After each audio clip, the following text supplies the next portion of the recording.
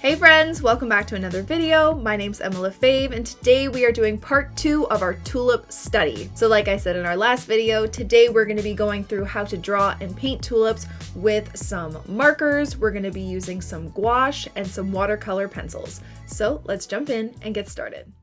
Okay, so for our first tulip drawing / painting of the day, I'm going to be using some watercolor pencils, my Faber-Castell Albrecht someone was on me because I couldn't pronounce it before. You know what? I still can't. It's fine. Apparently he was an artist. I don't know much about it. Anyway, to start, you're going to want to start. I'm on fire with my words today. You're going to want to start with creating your oval shape, and I'm just lightly shading towards the top, and then I'm doing a bit more shading towards the bottom for it to be darker. So where you put your shadows with your pencil, those areas will be darker, and the white areas I kind of want to remain lighter. So I'm going to show you how to keep them light once we start adding the water after. And then you do your half kind of C curve around the other side to create the other petal behind. Again, just shading a bit more towards the bottom, and then that little one at the top. Okay, and then we're gonna do, I think, one more.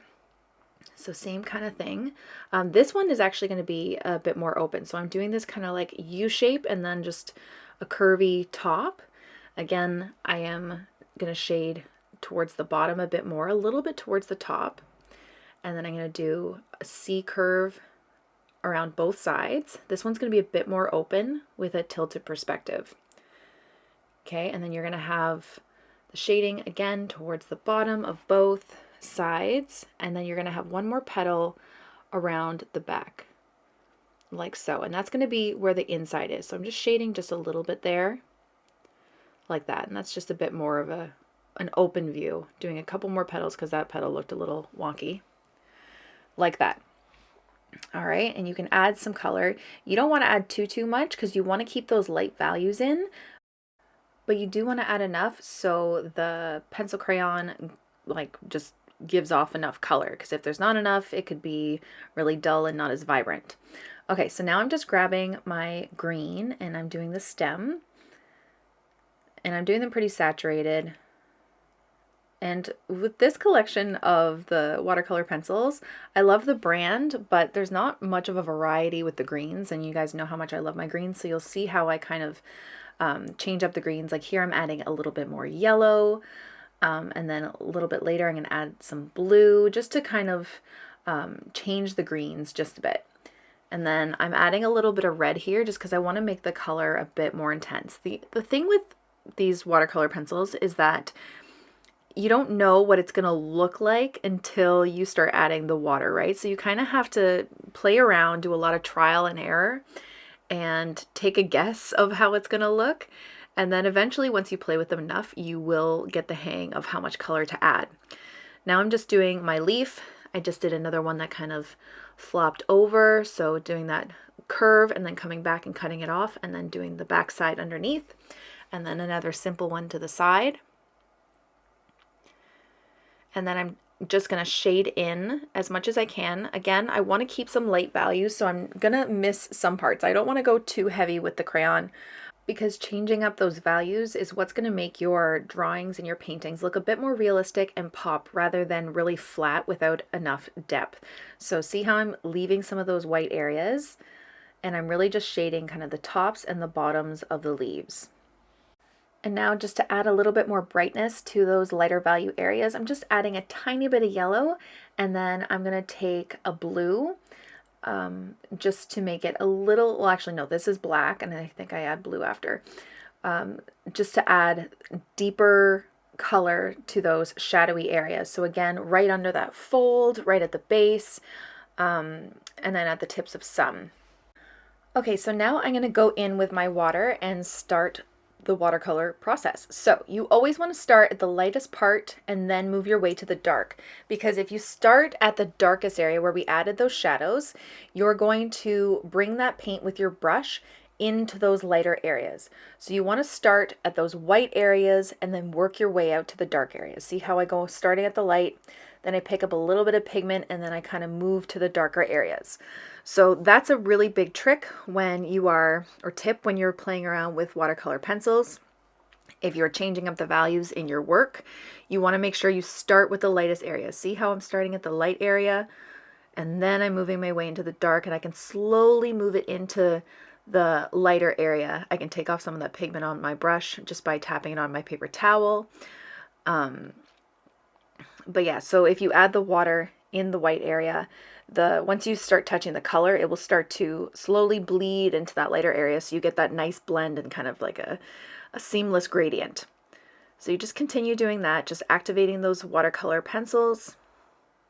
Just move slowly. This is actually a really fun medium. It's taken a little bit of time for me to kind of appreciate it, but it's actually really cool, especially if you're on the go and you don't have like this big setup. You can always draw like on the go. Just bring your watercolor pencils wherever you are, and then all you'll need is like a little bit of a wet brush to activate it. You won't need to do the whole process with a big water jar and all that stuff.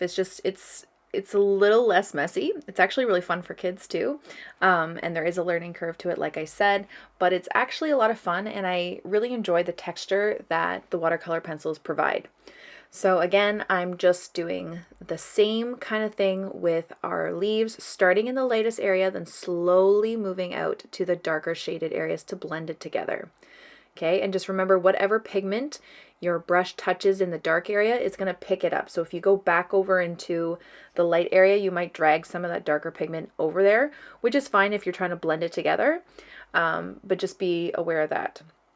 And we're just blending it out. So I noticed that these leaves, they were really, really bright green. I think it was the yellow that I kind of added to it, and I wanted to deepen it a bit.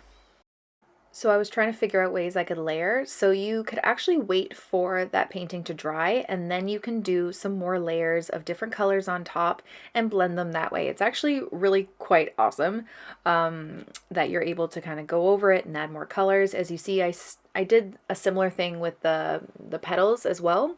I added some more red just to deepen the color. I found it wasn't vibrant enough, so I'm just trying to add some more deeper greens.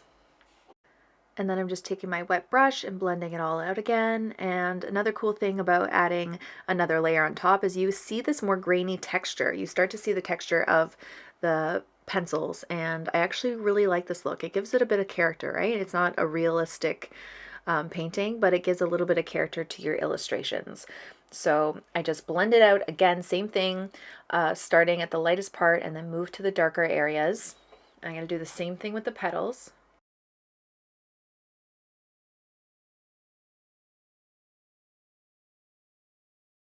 And then again, I let it completely dry, and I decided to go back in with a darker blue. I wanted a deeper color, and they don't have a deep green in this set, which I really, really wish they did, like a dark green. So I decided to add a little bit of blue to it. You can always layer and mix colors. Like if I wanted to make a darker green, I could try and add, its contrasting color, a little bit of red to it. Or even a little bit of brown, but I felt like I just wanted something a bit more colorful, so that's why I chose blue, and I actually really like the way it turned out. This blue gives a nice little shadow to it, but also keeping it vibrant.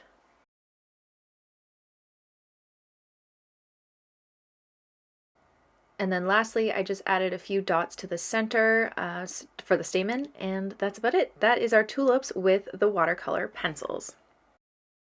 Okay, so next I'm going to be drawing with some Tombow brush pens, which I haven't really done flowers with, except for the first time I got them like years and years ago. I was obsessed with calligraphy and Tombow markers, but the great thing about them is that they're water soluble, so you can use them like watercolor markers.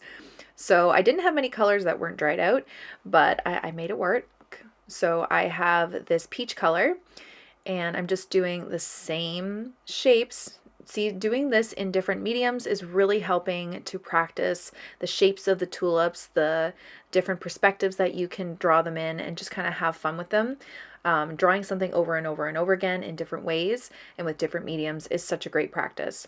So I used this light peach for the first color, and then I used this like medium pink color just to give a little bit of more like line shading. So these markers, I don't have like a whole lot of experience with them, especially when drawing or painting tulips. So this was really more of an experiment.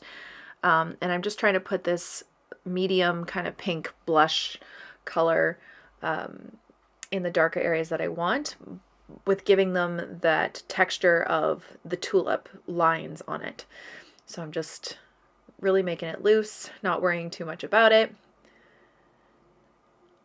Really just trying to kind of figure it out.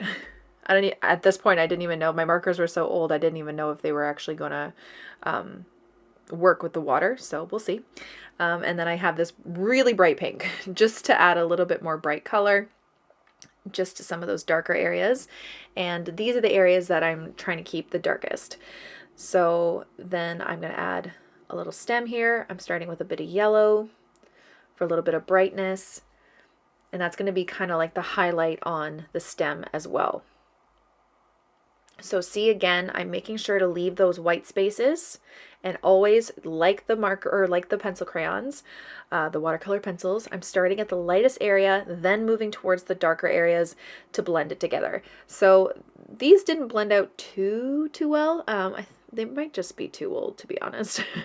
The darker pink did a pretty good job, like that vibrant pink was pretty good, but that medium kind of blush pink didn't seem to blend that well, but it was okay because it actually kind of left those marks underneath and it gave it a bit of line texture, which I didn't mind.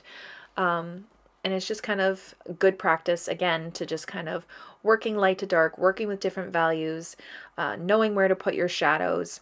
And if any of this, like just working on a flower, just does not seem like, you know, second nature to you, where you have no idea where to put shadows, I am a high believer in reference photos. I love Pinterest. I have many Pinterest boards that I look at for reference photos, and not other people's drawings. I look at real photos. So a real photo of tulips. Because with people's drawings or paintings, you're going to kind of get their view of things. They might have just come up with it in their head, so maybe their shadows aren't completely accurate. It's really good to look in an actual photo to know where to accurately put your light areas and your shadows. So now I'm just doing the little leaf, putting it behind, a little bit of yellow in there, and then a little bit of darker green, because you have to remember where those shadows would be. That stem would be casting a bit of a shadow behind, like onto the leaf. And then again, just working from light to dark. This was actually a lot of fun to do. I haven't used these markers in ages. They're just sitting in my drawer. So it was actually a lot of fun to use them, especially for this. And then again, like I did with the colored pencils, I just went over it once it was fully dried. This, you should make sure it's fully dried to go back in and just add a little bit more deeper color. And then I'm going to go over it with my wet paintbrush again. So the watercolor pencils, you can actually draw when the paper's still wet, but I wouldn't recommend it with the markers. So wait for it to dry, and then you can go and add deeper color. And yeah, just try and blend it out and just keep deepening those shadows. And lastly, for this marker piece, I just took the bullet side nib of the marker and just did some extra little fine lines just to give it a bit more texture on the petals. Okay, so for our next tulip painting, I'm going to be using my Holbein Acrylic gouache, which looks like a traditional gouache, but the difference between regular gouache and acrylic gouache is that acrylic gouache cannot be reactivated by water. So honestly, it's kind of like acrylic paint, because what gouache is that it kind of looks like acrylic paint, but it can be reactivated with water like a watercolor, but acrylic gouache cannot. So really, it's just kind of acrylic paint, but it's matte. It has a nice matte finish, so it looks more like gouache rather than like a shiny acrylic. So I'm just taking the smallest amount of my pink and a bit of yellow and white for this. And I'm using my Princeton Select brushes because I didn't want to use my watercolor brushes because they can't be reactivated with water. I didn't want to risk ruining my watercolor brushes. And then, oh, gouache. Oh, gouache. Gouache is still a bit of a mystery to me. This was probably, it sucks because I love the look of gouache. There's so many gouache artists out there that I love watching their work, but I just haven't gotten to a place yet where I feel the most confident with it. And it's all about the consistency. I find really difficult because I'm so used to rinsing my brush off in water multiple times to make it watery.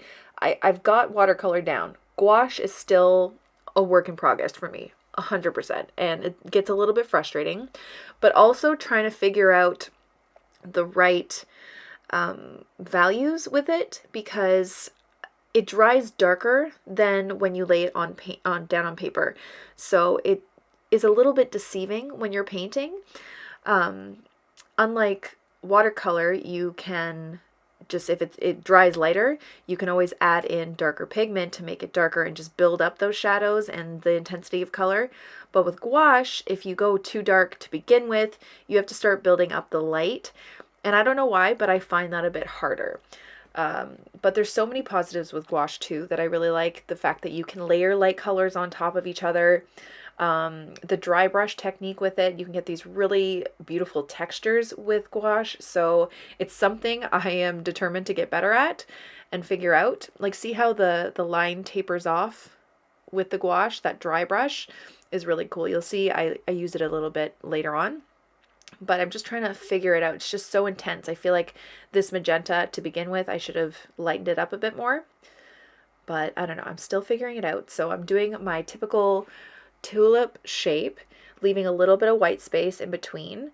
Never mind. I just went over it because I remembered it's not like watercolor. You can just, separate those petals with different values and shades and tints and stuff. So I'm just adding a little bit of the lighter pink to the top. So I'm kind of going in reverse with this. So I added dark and now I'm going light over top instead of like with watercolor where I start off light and then add in some darker bits. The one thing I do like about acrylic gouache as opposed to just regular gouache is that because you can't reactivate it, layering on top when the paint is dry is a little bit easier because you're not reactivating that paint underneath. So they don't really blend together. You can actually just layer on top like you would in acrylic painting. But if you like or you mean to blend it together, you're not as easily able to. So it's kind of like all up to you and your preference. So now here I'm just adding some lighter pink to get those little texture lines on the tulip petal. And then some from the bottom. I think I do have to get some better gouache brushes too. Some smaller detail brushes and stuff. Okay, next I'm just going to move on to my green. See, again, that line at the bottom, how it's like kind of tapered off again, that dry brush. I got to remember to try and keep some of those textures. I really, really like them. It just gives it so much character. And then moving on to the leaves. If there's anybody out there who paints with gouache, let me know if you paint dark to light and like layer the light colors on top, or if you start dark or light to dark, kind of like watercolor. I'm kind of at a loss of what to do with this. Clearly I'm starting darker and then I'm adding the lighter values in like I would with acrylic, but I'm not sure exactly what the best way to do this is. So if you're a bit more familiar with gouache, let me know in the comments how you would personally go about this painting. And again, we're just doing the same kind of thing that we've done for all the previous tulips, just adding in the shapes. I'm going to skip ahead just to show you a bit more of the highlighted areas. So I just used a bit more of the white with the pink just to add some of those textured lines to the petals and then the leaves as well. And then finally for this one, I just added a little bit of the darker magenta, a bit mixed with green, just so I could get a bit more of the depth and the shadows in there as well. And then finally, I wanted to just try the tulips working lighter to dark. I just want to get a bit of more of a grasp of this. So I decided to try it the other way. So I started off with the lighter pink and then working my way to the darker bits. So I just add a little bit of shadow at the top. I think I like this way better, starting light to dark and then just building up the shadows. And then you can always add a little bit more highlight towards the end. Just trying to get more of a neutral green here. Doing the little leaf, and then see here I just start darkening it by adding in the darker shadows rather than working dark to light. And I think, like I said, I like this way a bit better. And then finally just trying some of that dry brush technique that I was telling you about before. So leaving that kind of dry brush texture on the bottom of the petals. And I actually really like this one a lot better than the previous gouache tulip. Let me know what you guys think below. And then lastly, because I had a little bit of white space left over, I decided to do 2 more tulips, making them super simple. Not everything has to be intricate or detailed. You can make the most simple version and just practice that over and over again, and find different ways to kind of go about it and elevate your work.